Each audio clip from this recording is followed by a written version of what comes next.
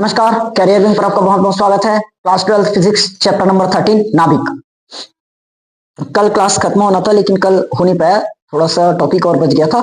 आज में फिनिश है, अंतिम टॉपिक चल रहा है ना। देखते हैं, कल मैंने अल्फा बीटा और गामा क्षय के बारे में बताया था।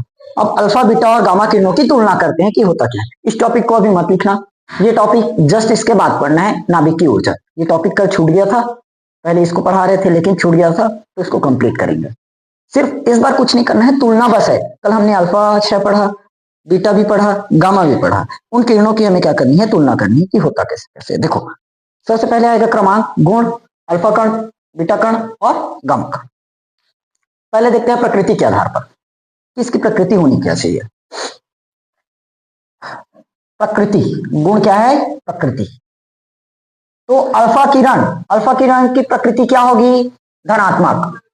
और बीटा किरण की प्रकृति ऋणात्मक। गामा किरण की प्रकृति हो जाएगी हमारी उदासीन। ठीक, पहला। अब देखो, गुण में हमने जाना पहला प्रकृति, ये धनात्मक है, ये ऋणात्मक है और ये उदासीन है।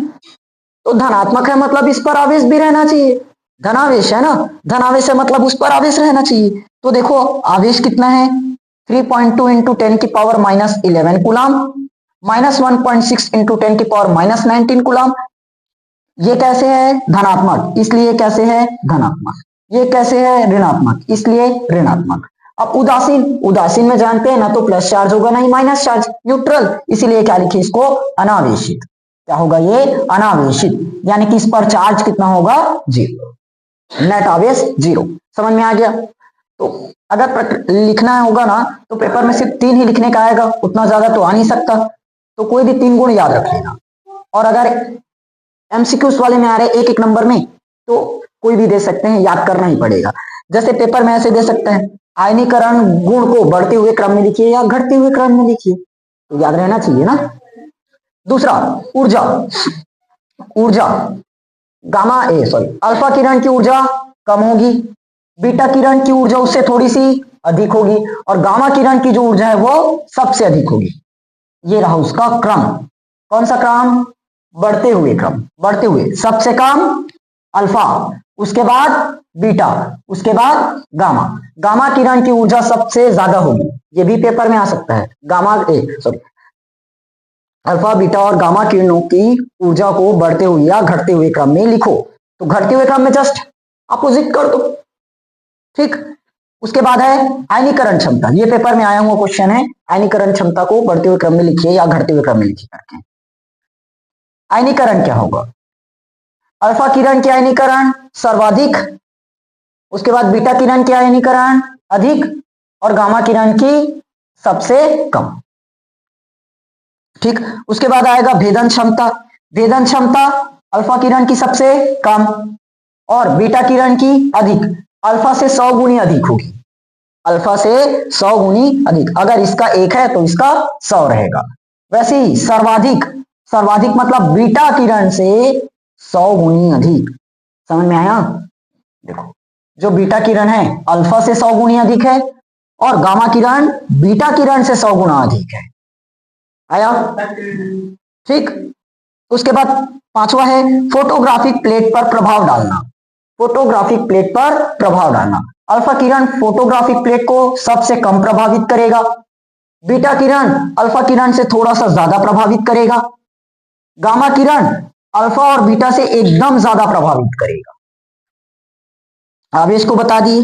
विराम द्रव्यमान होगा 6.6 इंटू 10 की पावर -27, ये अल्फा का। इसका विराम द्रव्यमान होगा बीटा किरण का 9.1 इंटू 10 की पावर -3 kg। इसका विराम द्रव्यमान रहेगा 0, याद रखना। गामा किरण का विराम द्रव्यमान 0, एमसीक्यूज में आता है। आठवां है वेग कैसे होगा, इसका वेग होता है 1.4 इंटू 10 की पावर -7 मीटर पर सेकंड। वेग बराबर दूरी बटे समय, तो दूरी को हमने दर्शाया मीटर से, समय का मात्रक सेकंड हो गया, मीटर प्रति सेकंड। वैसे ही इसका हो जाएगा 10 की पावर 6 मीटर प्रति सेकंड, 10 की पावर 6 मीटर प्रति सेकंड। इसका हो जाएगा 3 इंटू 10 की पावर 8 मीटर प्रति सेकंड। इसको तो हम पहले ही पढ़ चुके हैं, निर्वात में प्रकाश की चाल वाला ही है। 3 इंटू 10 की पावर 8 मीटर प्रति सेकंड। समझ में आया? अब देखो याद करना ऐसे में थोड़ा सा दिक्कत हो सकता है, इतना ज्यादा है, तो ट्रिक की मदद से कैसे कर सकते हो। सबसे पहले हमने क्या याद किया, प्रकृति, तो प्रकृति एक कर सकते हो, और लिखना होगा तो इस तरह से लिख लेना। प्रकृति पहले आया, प्रकृति धन आवेश है, आवेश है मतलब उस पर चार्ज रहना चाहिए, तो ये रहा चार्ज, तो आवेश को हो सकता है यहां पर लिख लेना लाइन से। अब यहाँ अल्फा किरण की जो गुण है यहाँ पर कम है, इसमें भी कम है और इसमें भी कम है, तो कम वाले को एक जगह लिख लेना और सर्वाधिक को एक जगह कर लेना। आया? तो इस तरह से देख लेना अपने हिसाब से कैसे याद करना है, लेकिन इसको याद तो करना ही पड़ेगा। समझ में आया? चलो अब देखते हैं नाभिकीय ऊर्जा, इसका स्क्रीनशॉट ले लिए रहना। देखो अगला नाभिकीय ऊर्जा। नाभिकीय ऊर्जा, जब एक नाभिक का दूसरे नाभिक में रूपांतरण होता है इसे नाभिकीय अभिक्रिया कहते हैं, ये तो पहले से जानते हैं। एक नाभिक बदलेगा, एक नाभिक चेंज होगा, किसमें? दूसरे नाभिक में। जब एक नाभिक दूसरे नाभिक में क्या होगा, रूपांतरित होगा, बदलेगा, तो यहां वो कहलाएगा नाभिकीय अभिक्रिया। एक नाभिक चेंज हो जाएगा डायरेक्ट दूसरे नाभिक में, तो वो कहलाएगा नाभिकीय अभिक्रिया। अब उसके बाद क्या है, कम बंधन ऊर्जा वाला नाभिक, कम बंधन ऊर्जा वाला नाभिक, बंधन ऊर्जा, कम बंधन ऊर्जा वाला नाभिक अधिक बंधन ऊर्जा वाले नाभिक में अगर रूपांतरित हो रहा है तो इसमें क्या होता है, अत्यधिक मात्रा में ऊर्जा निकलेगी, इसे हम कहेंगे नाभिकीय ऊर्जा। पेपर में आया हुआ क्वेश्चन है, ठीक। क्या लिखोगे, जब कम बंधन ऊर्जा वाला नाभिक अधिक बंधन ऊर्जा वाले नाभिक में रूपांतरित होता है तो यहाँ पर क्या होती है, अत्यधिक मात्रा में ऊर्जा निकलती है, इसी क्या कहे, नाभिकीय ऊर्जा। समझ में आया? उसके बाद इसका एग्जांपल है नाभिकीय संलयन और नाभिकीय विखंडन। इसको एकदम ज्यादा डीप में नहीं जाएंगे क्योंकि और पहले क्लासों में पढ़कर आए हो, सेम है, छोटे क्लास में परिभाषा सेम है, एग्जाम्पल भी सेम है, सिर्फ यहाँ पर एकदम शॉर्ट फॉर्म में क्वेश्चन दे देते हैं 1-2 नंबर में।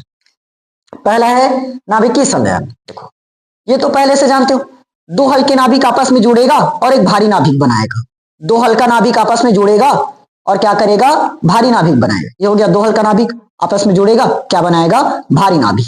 इसी को हमने क्या कहा, नाभिकीय संलयन। नाभिकीय संलयन, संलयन मतलब जुड़ना, संलयन मतलब जुड़ना, विखंडन मतलब टूटना।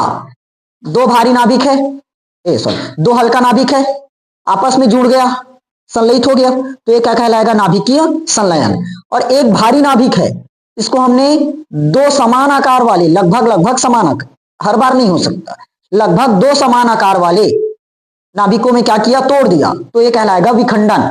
समझ में आया? दो हल्के नाभिक का आपस में जुड़ना और एक भारी नाभिक बनाना, ये क्या कहलाएगा, संलयन। और एक भारी नाभिक लगभग समान आकार वाले दो नाभिकों में टूटेगा, ये कहलाएगा नाभिकीय विखंडन। समझ में आया? संलयन मतलब जुड़ना, विखंडन मतलब टूटना, याद रखना। बस वही लिखे, दो हल्के नाभिक संयुक्त होकर क्या बनाएंगे, एक भारी नाभिक। क्लियर हुआ? सेम यहां भी है, एक भारी नाभिक का लगभग समान आकार वाले नए नाभिकों में टूटना क्या कहलाएगा, विखंडन। समझ में आ गया? एग्जाम्पल देखो, जैसे ये प्रोटॉन है, 1H1 होता है, ये पहले भी पढ़ रखे हैं, और ये क्या है, न्यूट्रॉन, प्रोटॉन और न्यूट्रॉन दोनों मिलकर क्या बनाया, पॉजिट्रॉन, दोनों मिलकर क्या बनाता है, पॉजिट्रॉन। और ये रहा, ऊर्जा विमुक्त होती है, कितना ऊर्जा, 0.42 मेगा इलेक्ट्रॉन वोल्ट। सेम वैसे यहां भी है, ड्यूट्रॉन और ट्राइटियम मिलकर क्या, अरे यहां नहीं लिखा क्या, ये प्रोटॉन होगा, ये भी क्या बनाया, प्रोटॉन, ऊर्जा निकली 4.03 mega volt, electron volt, sorry.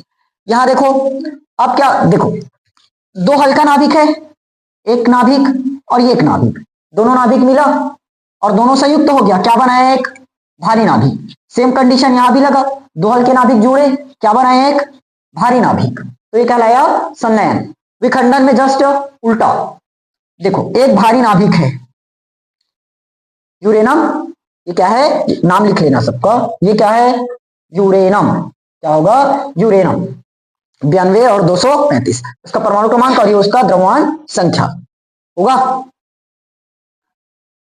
Neutron का पता है, 0.1 तो रहेगा। ये क्या बनाया, यूरेनियम 92 और 236, यूरेनियम 92 और 236, ये अस्थायी होगा, ये क्या होगा, अस्थाई नाभिक। अस्थाई का मतलब वो अभी स्थाई नहीं है, टूटेगा, अभी टूटेगा तभी तो होगा ना। हमने क्या लिखा, एक भारी नाभिक टूटेगा और लगभग समान आकार वाले नए नाभिक बनाएगा। तो बनाया ना, एक भारी नाभिक है, समान आकार वाले नए नाभिक बना।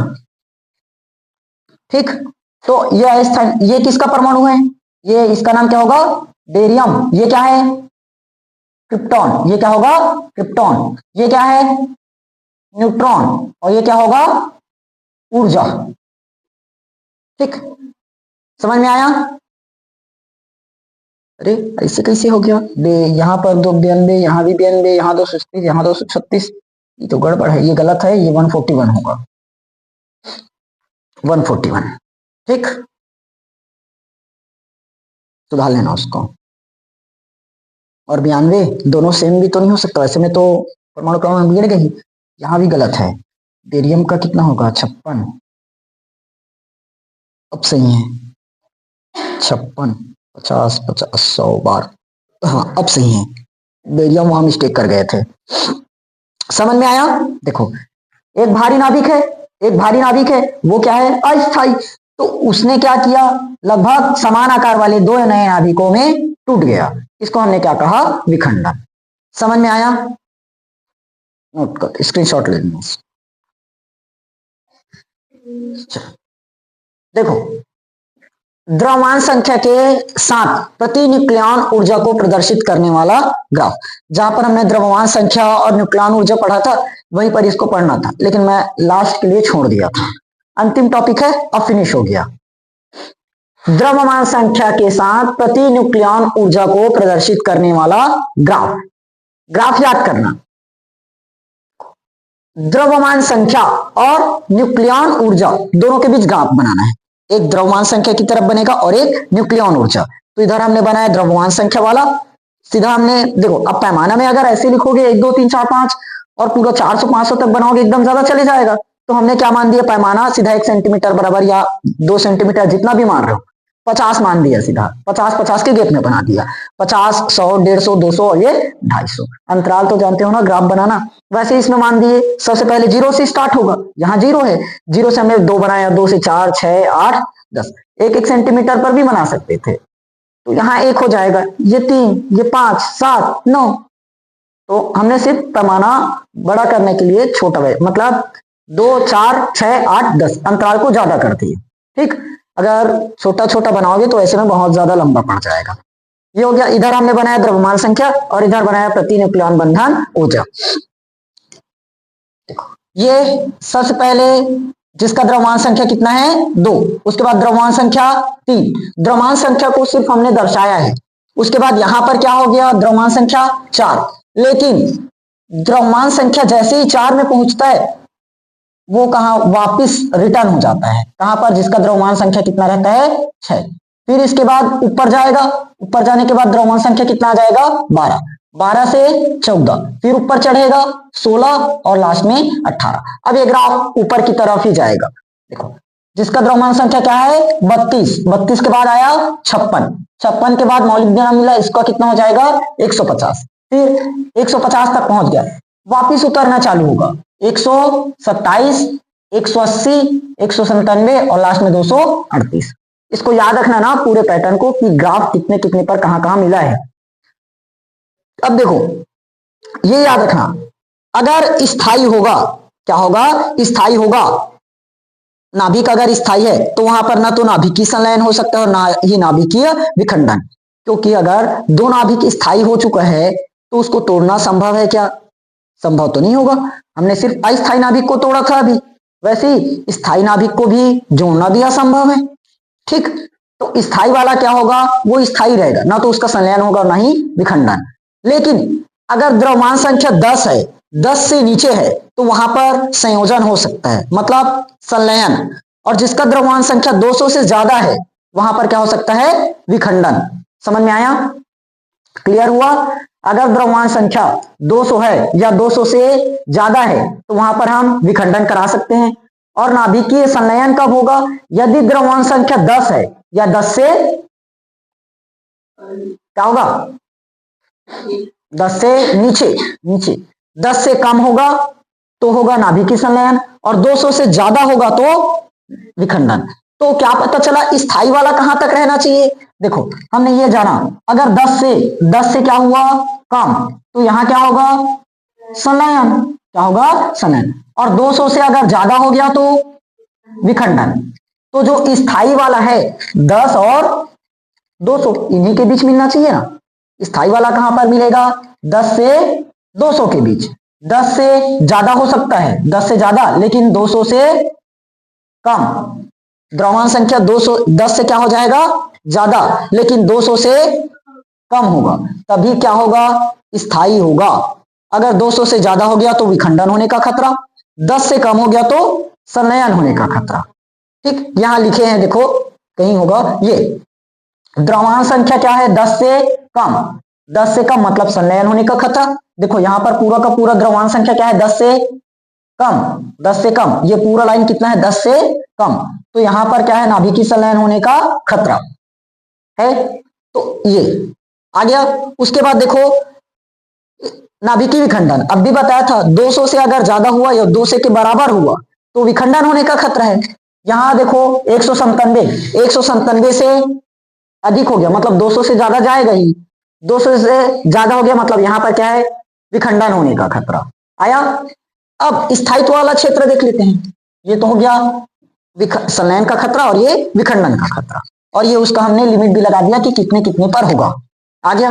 अब तो स्थायित्व का क्षेत्र कहां मिलना चाहिए, देखो बताया अभी, एक मिनट, यहां 10 लिखे थे क्या, ये 10 नहीं होगा 20 होगा, ये 20, हाँ ठीक ठीक 20 था सॉरी, ये 20 है ना, मैं गलत कैसे बता रहा था। देखो यहां पर है ना पूरे का पूरा, ये जो बॉर्डर लाइन दर्शा दी है ना यहीं से है। ठीक, देखो अब नाभिकीय स्थायित्व का क्षेत्र 20 से ज्यादा और 200 से कम, तो यहां पर क्या मिलेगा हमें स्थायी नाभिक मिल जाएगा। समझ में आया? ठीक, यहां हाँ ठीक, यहां से ही लिखा हूं ना। द्रव्यमान संख्या ए, द्रव्यमान संख्या ए दर्शाते हो, द्रव्यमान संख्या को ए से अधिक वाले नाभिक भारी और अस्थायी होते हैं। अधिक द्रव्यमान संख्या वाला जो नाभिक है भारी और अस्थायी होगा। अब भी बताया जिसका द्रव्यमान संख्या क्या है एकदम ज्यादा है वो क्या होगा अस्थायी, मतलब वहां पर विखंडन करा सकते हैं, जिसके कारण न्यूक्लियन बंधन ऊर्जा का मान क्या होता है कम होने लगता है। साफ है जिसका भारी नाभिक का द्रव्यमान ज्यादा है मतलब वहां पर विखंडन आसानी से हो जाएगा, तो वहां पर न्यूक्लियन ऊर्जा क्या लगेगा कम। न्यूक्लियन क्या है प्रोटॉन और न्यूट्रॉन, तो ऊर्जा का मान क्या होता है कम होने लगता है, ये रहा। ठीक, 200 से ज्यादा है मतलब अधिक है, 200 से ज्यादा मतलब द्रव्यमान संख्या क्या है अधिक, विखंडन हो सकता है। तो स्थायित्व का क्षेत्र क्या मिल गया 20 से ज्यादा और 200 से कम। अगर 20 से कम हो गया तो संलयन हो जाएगा, 200 से ज्यादा हो जाएगा मतलब विखंडन हो जाएगा, इसीलिए दोनों की स्थायित्व का क्षेत्र इतना मिलेगा। समझ में आ गया? ठीक, ये था हमारा पूरा का पूरा ग्राफ। फाइनली इसी के साथ पूरा का पूरा चैप्टर 13 खत्म हुआ। अब रिवीजन करो सीधा। ठीक, अब इसके बाद क्लास आएगी तो सीधा PYQs का आएगा। अभी जैसे चैप्टर नंबर 13 खत्म हुआ, अब कल से सीधा प्रीवियस ईयर क्वेश्चंस मिलना स्टार्ट हो जाएगा। सबसे पहले 2025 का फिजिक्स का पेपर आएगा, साथ में मैथ्स का भी पेपर आएगा, उसके बाद केमिस्ट्री का सीधा PDF फॉर्म में ही मिलेगा। ओके।